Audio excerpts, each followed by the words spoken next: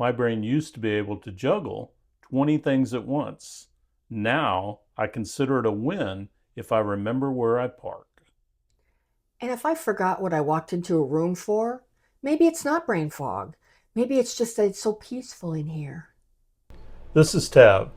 She may forget while she walked into a room, but she still remembers every lyric to every 70s rock song. That's true. Well, this is Jim, and he may screw up a name now and then. We all do. But he's still the boss, still the brains, and still the one you don't want to argue with. And together, we're Unretired AF.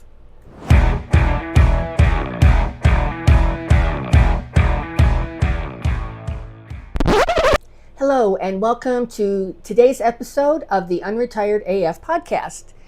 And today we're going to be talking about, is it brain fog or is it just peace and quiet?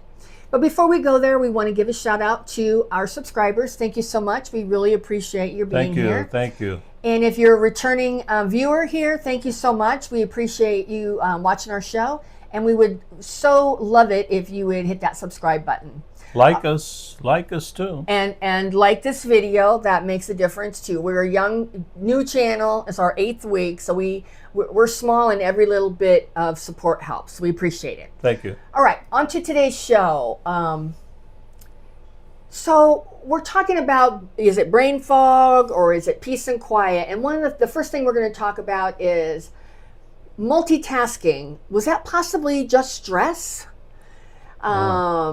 I mean, for most of us in our age range, we spent our 30s, 40s, and probably some of our 50s raising kids, managing our careers, and caregiving for maybe our parents, even maybe our grandparents, maybe older relatives. So, we were being pulled in a lot of directions back then. Yeah. We always had constant noise and chaos in our lives. Especially if you had kids in sports. Right. Lots of that. We thought it made us sharp. Now we're looking Right. back and think maybe we might have fried some circuits. Well, exactly. I mean, I think because everything was so, and that was what was expected. Like if you didn't have that, and I think there's some studies going on about whether or not that was really great for our kids to be so active, but we were just doing the best we can, Right. just like our parents were. So Right. anyway, now that it's quieter, we can notice some gaps.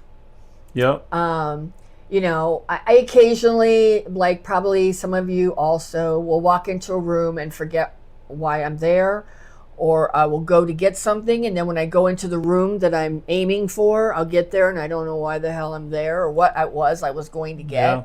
So Yeah. I had times I can't recall a client name, or the other day I went to the restroom and walked into somebody else's office thinking it was mine.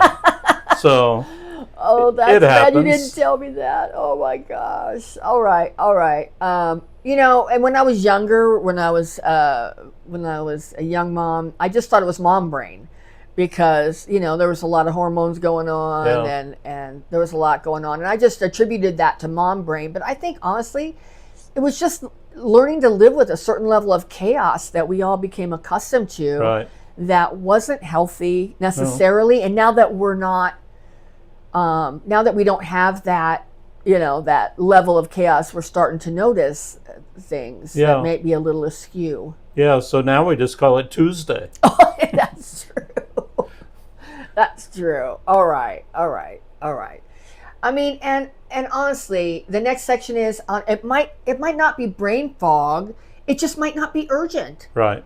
And that's something to really look at. I mean, less pressure equals no panic to remember everything. I mean, we used to have to remember everything. We were always in such a panic to remember everything. Felt like we were juggling cats at times, you know? And now that we don't have that, it's like, it might not be brain fog. It just might not be that there's that same urgency. Yeah. And if it's important, it'll come back to you. Right. Somebody will call you, remind you. Right. You'll have it written down somewhere. You'll come across it. So, Right. you know, you've got an excuse. You're in your 60s. Well, and it's not lazy. I No. mean, not to have that level of chaos anymore. A lot of us in our generation. I mean, there's two groups. There's the group that is like way ready to retire, and I understand that if you're in a job you hate and you want Right. to just be done with it and get on with doing things that are your choice, I get it. But there's a lot of other people who enjoy, who enjoy Yeah. their work, and they had all this chaos and craziness, and then when they stop doing that and maybe they're doing something else, that wasn't familiar. Like that peacefulness that is in their life now was not familiar, and we have to just get accustomed to it. Yeah, I mean, you've got to learn to relax in a less chaotic life. Yeah, yeah, yeah, yeah. It's easy. It's easier for some people than other. Me personally, I've always got to be doing something. I've been that way my whole life. I can't just sit and not do anything. I'm not like that. I have my shows I like to watch, Yeah. but I still like to stay busy. Yeah. I do. I enjoy staying busy, but I have my moments where I need to. I'm definitely different than Jim in that respect. You need to stay busy and be active and go out and do stuff out in the world. Yeah. I'm like very much a homebody, and I can take periods of time where I don't do anything. When I say don't do anything, I don't do anything, quote, productive. Right. I will be reading, or I will be watching a show that I like. And I watch a lot of history and stuff like that. I like learning stuff. And so it doesn't seem, but I think it's just about what you feel comfortable Right. with, Yeah. and I agree. that's what you feel comfortable with. You like Yeah. staying busy. I do. And I like staying busy too, but I need my downtime. Yeah. Sure. Especially if there's other people involved. I definitely need my downtime. Right. All right. Well, let's be honest, though. Some of it is brain fog. Yeah. And there's a lot of things that can contribute to it. And a lot of the things that do contribute to that brain fog are things we can do something about. Right. They're not things that we're just, we're not just relegated to having brain fog because we're old. Right. There are things we can do. And the things that attribute to it are hormones, and if you have an imbalance, go to your doctor and talk to them about it. But do your research.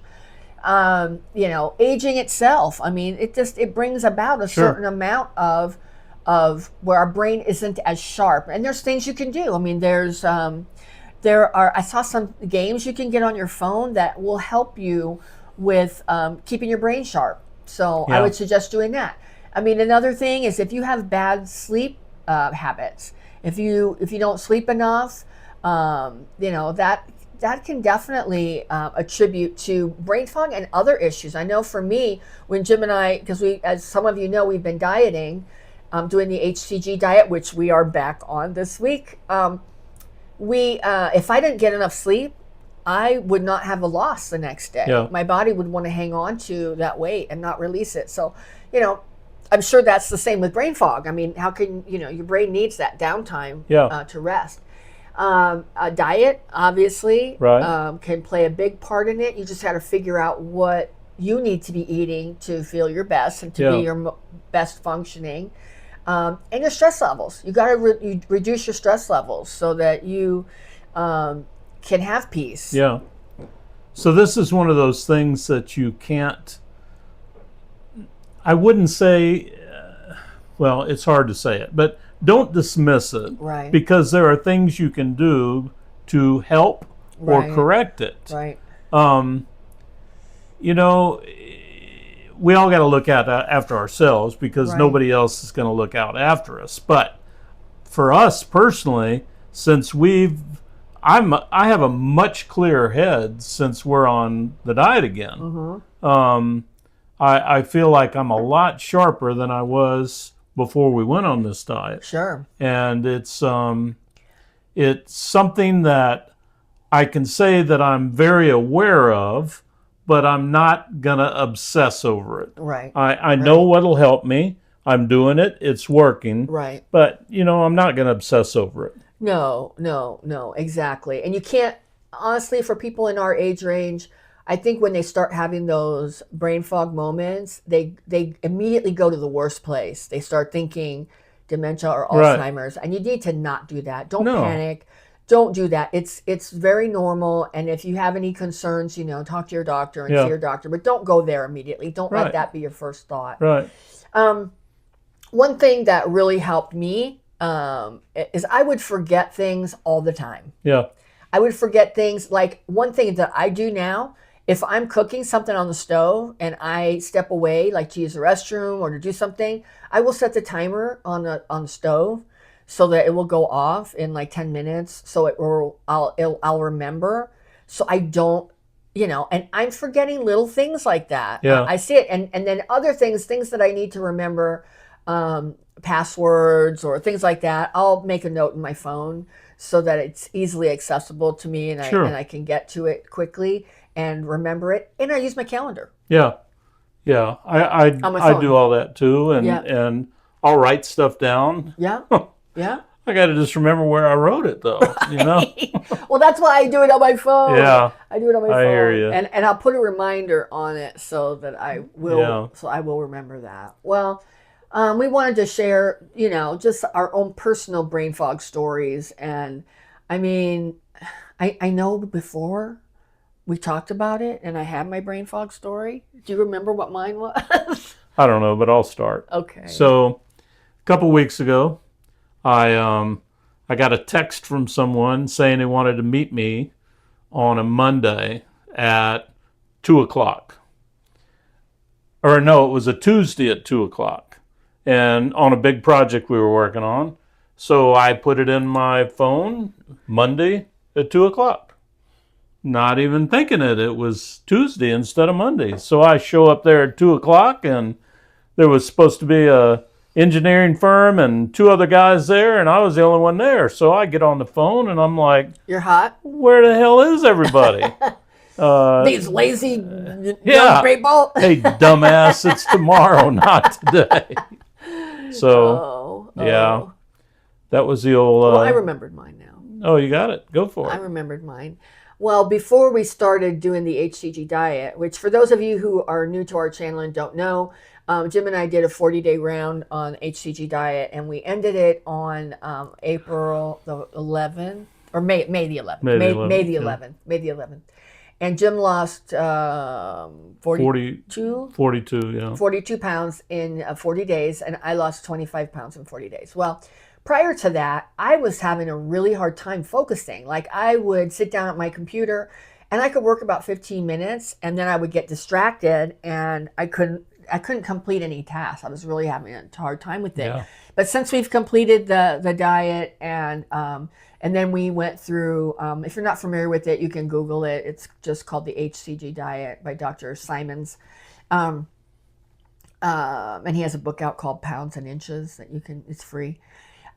Anyway, when we started doing this, I noticed that I was able to go in and sit at my computer and actually be productive and concentrate for like 6 to 8 hours if I needed to. So that was a huge thing for me to be able to have that concentration back. So those are our stories. And I'm sure you have examples for yourself of ways that you've been impacted by brain fog. Well, the takeaway for today's episode is that if you have brain fog and it happens to you, it doesn't mean you're losing it, and it certainly doesn't mean you have Alzheimer's or dementia necessarily. It's very normal, and if you have concerns about it, just go see your doctor.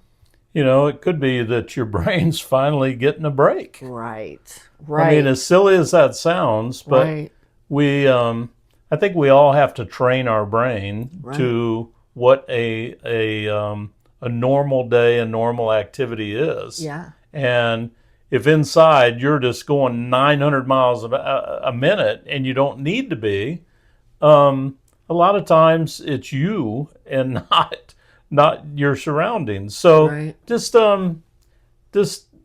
take a break, man. Just take a break. Enjoy life. Well, and we had to do that. And I think for a lot of people, they can probably relate to this, what I'm going to say. I think that whatever brain fog we already had going on, that when we went through the pandemic, it just really exacerbated that. No doubt. And really made it come to the forefront because of so much stress and some fear too. So I think a lot of people probably felt that, and it's good. I think that a lot of people are looking into ways to to combat it, because it's not the end of the world. No. No. Well, and I think we need to just keep laughing. I mean, I think laughing, like if you have a brain fog moment, just laugh about it. I mean, use it as something, funny to laugh about. It's not something to be concerned about necessarily. And start writing things down and stop panicking. Right. What we figured out is peace and quiet are rewards. Yes. Yes. I've been in a very chaotic environment, probably, for the last 40 years. Right. And I'm slowing down now. I like it. Yeah. I like it. I'm still extremely busy, but not anything like I was. Right. So,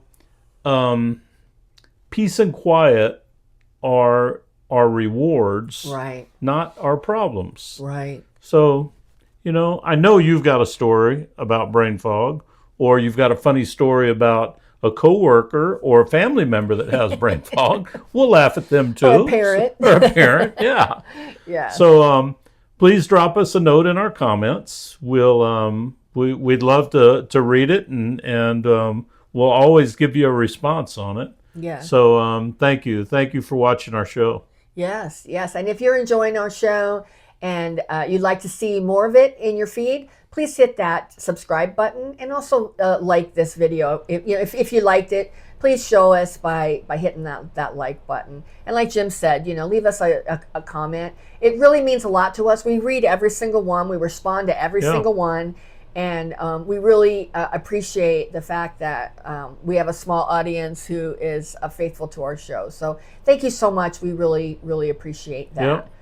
Well, we're not slowing down. And neither should you. And together, we're Unretired AF.